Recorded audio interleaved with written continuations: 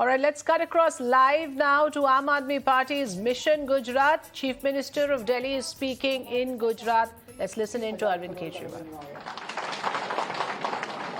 Free बिजली देने का खर्चा निकल गया हमारा। ईमानदार लोग हैं, ईमानदारी से सरकार चलाते हैं। जब ईमानदारी से सरकार चलाते हैं तो जनता भी टैक्स देती है। खर्चा निकल गया।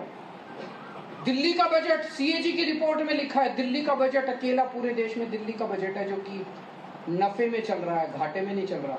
गुजरात सरकार के ऊपर 3.5 लाख करोड़ का 3.5 लाख करोड़ का कर्जा है। दिल्ली सरकार के ऊपर कोई कर्जा नहीं है, सारा कर्जा खत्म। ये सारी चीजें फ्री दे रहा हूँ। खूब इन लोगों ने अपने दोस्तों के 11 लाख करोड़ रुपए माफ कर दिए। मैं आपसे पूछना चाहता हूँ, वो ठीक है कि बच्चों को फ्री एजुकेशन देना? मैं अब इस पे आता हूँ। कई लोगों ने बड़ी अच्छी अच्छी बातें कही। एक कहा कि ट्रिब्यूनल नहीं बनाया इन्होंने। बहुत सारी बातें ये है, जानबूझ के भ्रष्टाचार करने के लिए सिस्टम बनाया जाता है। इन्होंने बताया ट्रिब्यूनल नहीं बनाया। ट्रिब्यूनल नहीं बनाया तो लोग तंग होते हैं, लोग तंग होते हैं तो रिश्वत देते हैं, रिश्वत देते हैं तो रिश्वत ऐसे ही थोड़ी है, ऊपर तक जाता है पैसा। जाता है कि नहीं जाता है? पैसा ऊपर तक जाता है, मंत्री तक जाता है, तभी तो रिश्वत चल रही है। अगर मंत्री को पैसा नहीं चाहिए तो फिर रिश्वत क्यों चले? क्यों रिश्वत नहीं चले? जानबूझ तो ट्रिब्यूनल बनाएंगे। हमारी सरकार बनेगी तो ट्रिब्यूनल बनाएंगे। एक भाई ने बड़ा अच्छा हिंदी के बारे में और अंग्रेजी के बारे में बात की, मुन्ना भाई की शायद। उन्होंने कहा कि अंग्रेजी का पूरा सिस्टम क्यों चालू है। मुझे लगता है आजादी के वक्त हमसे कुछ, जब हम देश आजाद हुआ, कुछ गलतियां हुई। मुझे लगता है हमने पूरा का पूरा अंग्रेजों का सिस्टम लागू रखा। हमें सिस्टम बदलना चाहिए था। अंग्रेजों ने सिस्टम हमारे ऊपर हुकूमत करने के लिए बनाया था, हमने उस सिस्टम को नहीं बदला।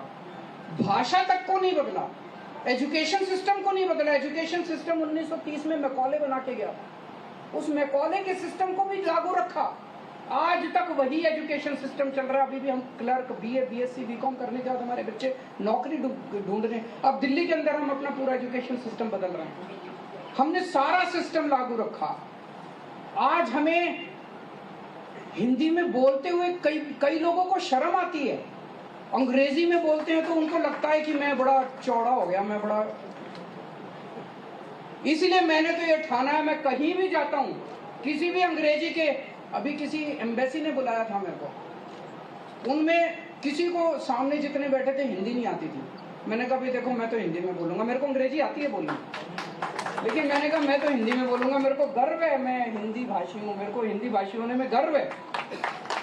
मैंने कहा मैं तो हिंदी में बोलूंगा, ट्रांसलेटर अपने लिए रख लो। तो उन्होंने एक ट्रांसलेटर बगल में बिठाया, उसने सारा ट्रांसलेट किया। हिंदी अपनी मातृभाषा पे तो गर्व होना चाहिए। बहुत सारी ऐसी चीजें हैं जो कि हमने आजादी के वक्त एज इट इज पूरे के पूरे सिस्टम को अंग्रेजों से ले लिया।